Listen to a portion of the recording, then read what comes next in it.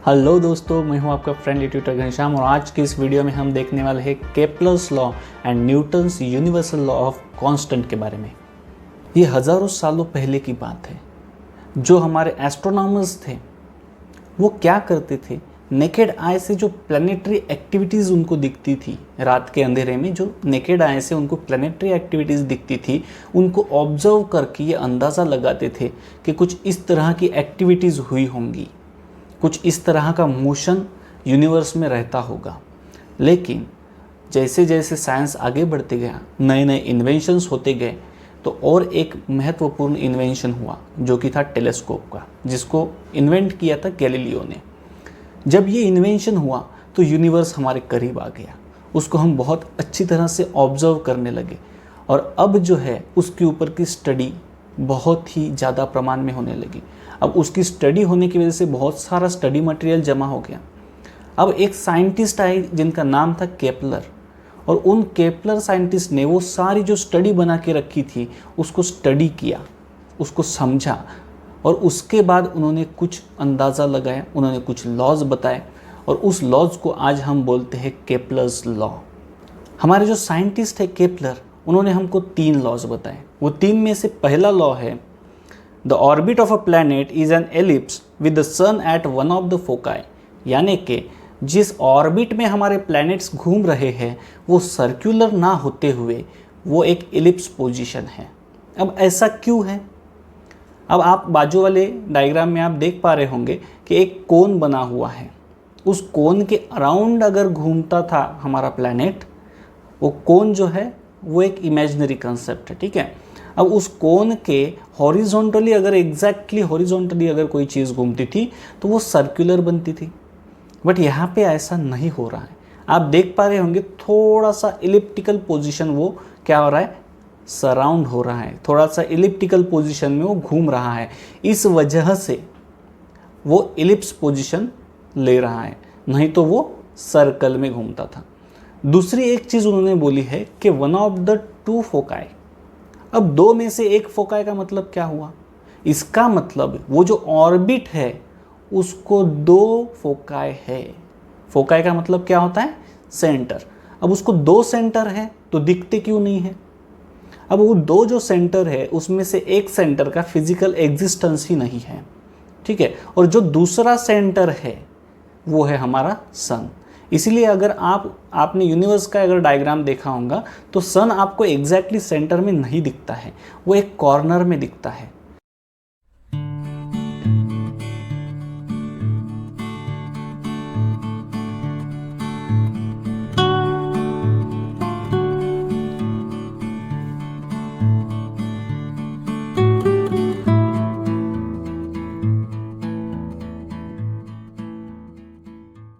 अब केपलर का second law हमको क्या कहता है? The line joining the planet and the sun sweep equal area in equal interval of time, यानी कि अगर हमने एक हाथ प्लैनेट को और सन को लाइन से जॉइन कर दिया तो वो इक्वल एरिया स्वीप आउट करेगा इन इक्वल इंटरवल ऑफ टाइम। जितना टाइम दिया गया है उसमें वो इक्वल एरिया ही क्या करेगा, ट्रैवल करेगा। भले ही आपको दिखने के लिए दिख रहा है कि उसका डिस्टेंस जो है ट्रैवलिंग का वो कम ज़्यादा है, डिस्टेंस तो कम ज़्यादा दिखेगा। क्यों? क्योंकि कुछ जगह पे वो इलिप्टिकल पोजीशन होने की वजह से कुछ जगह पे वो नैरो है, कुछ जगह पे वो ब्रॉड है। इस वजह से आपको वो दिखते वक्त कैसे दिख रहा है, कहीं पे कम ट्रैवल किया गया है, कहीं पे ज़्यादा ट्रैवल किया गया है। यानी कि डिस्टेंस में हो सकता है कम ज़्यादा ट्रैवलिंग, लेकिन अगर हम एरिया की बात करें तो वो इक्वल एरिया स्वीप आउट करेगा इन इक्वल इंटरवल ऑफ टाइम। ये है हमारा केपलर का सेकंड लॉ।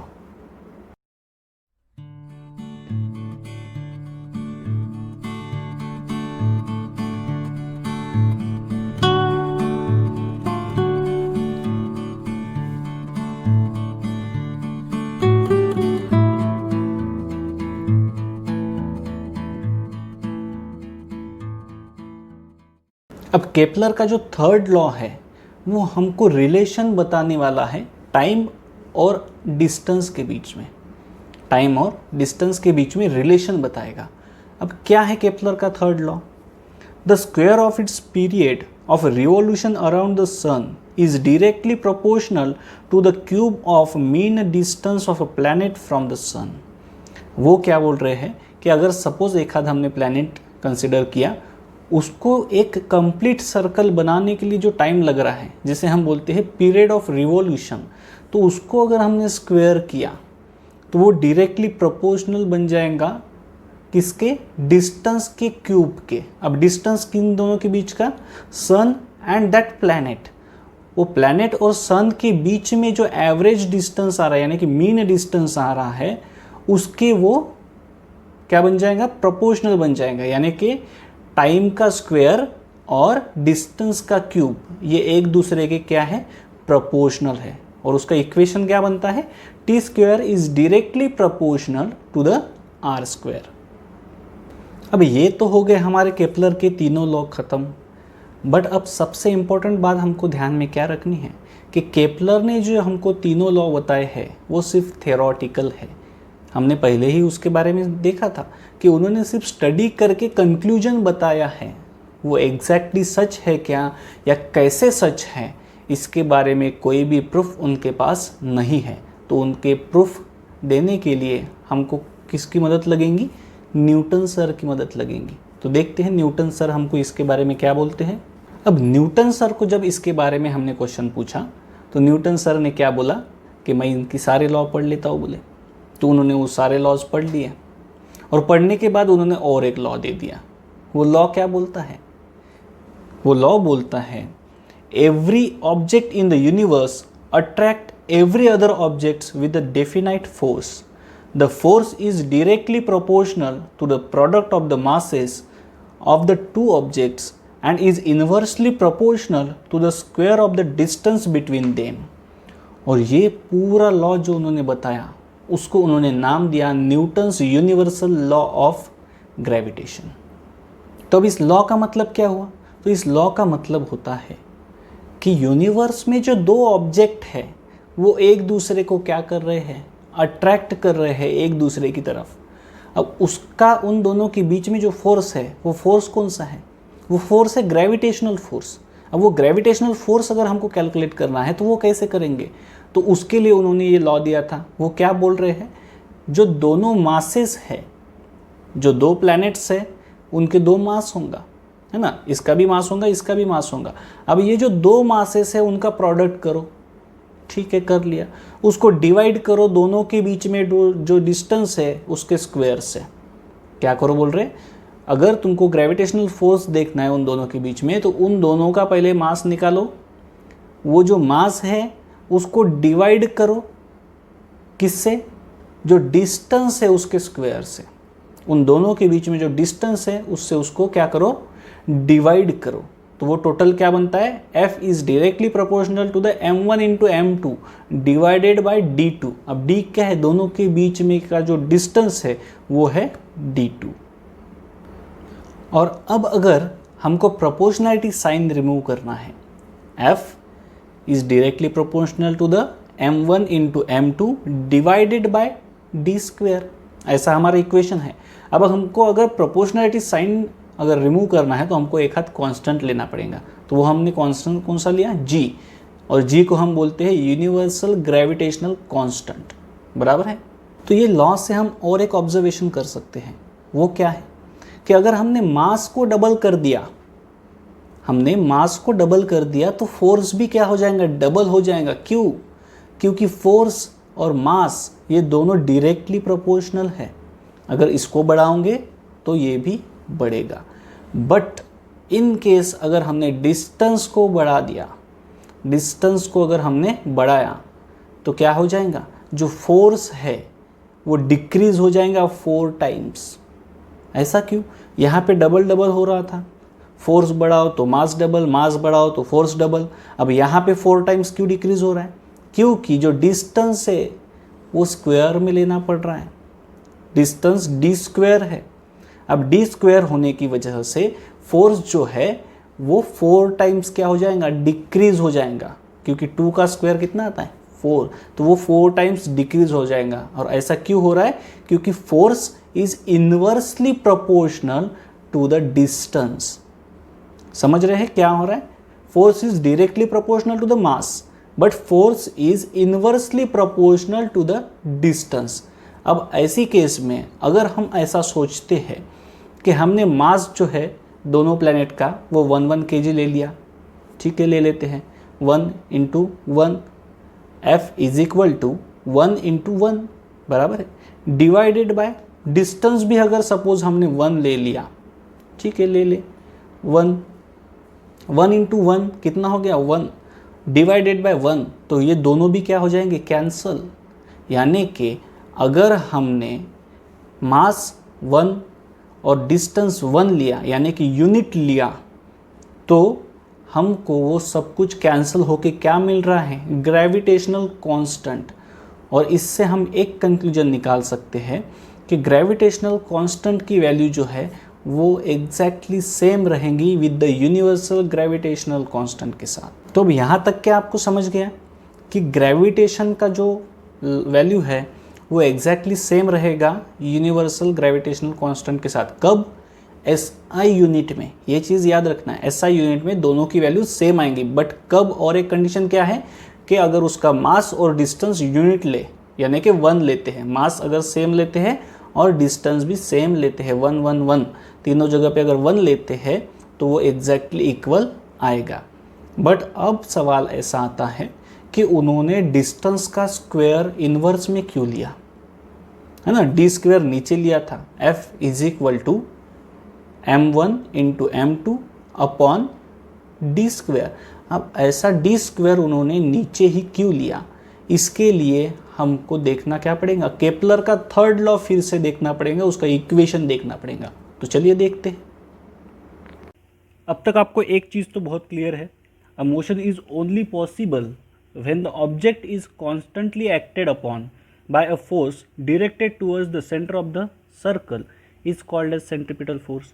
अब उस सेंट्रीपिटल फोर्स को अगर मैं इक्वेशन के फॉर्म में लिखना चाहूँ, जैसे कि अगर फोर्स को लिख लिया मैंने F, mass is m, speed या फिर आप बोल सकते हो वेलोसिटी v, और रेडियस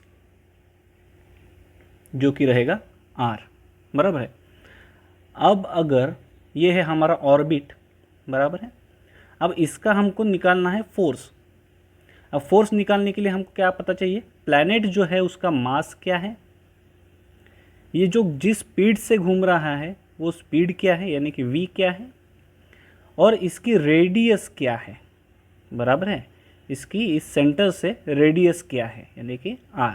अब अगर ये तीनों चीज़ें हमको पता है तो हम इस तरह का इक्वेशन बना सकते हैं, F is equal to mv² upon r, बराबर है ये।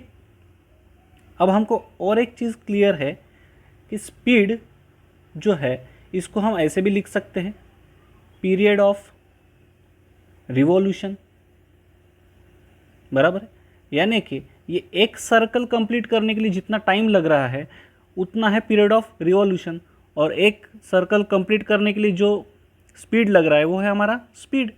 तो दोनों भी मिला के हम इसको t लिख सकते हैं, बराबर है, स्पीड भी लिख सकते हैं, पीरियड ऑफ रिवॉल्यूशन भी लिख सकते हैं, या फिर उसको एज ए t भी लिख सकते हैं, बराबर है।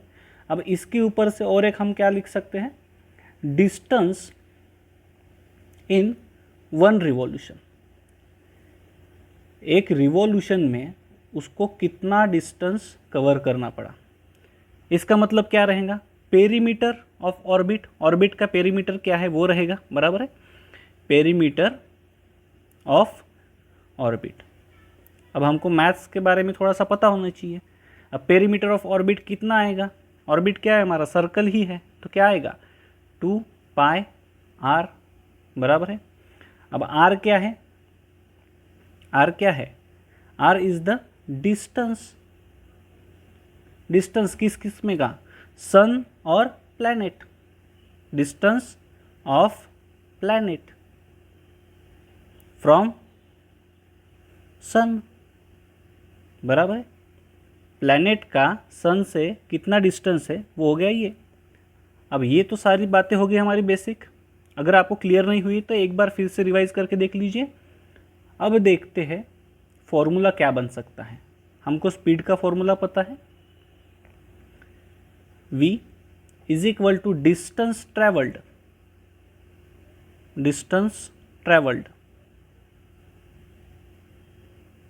अपॉन टाइम, बराबर है।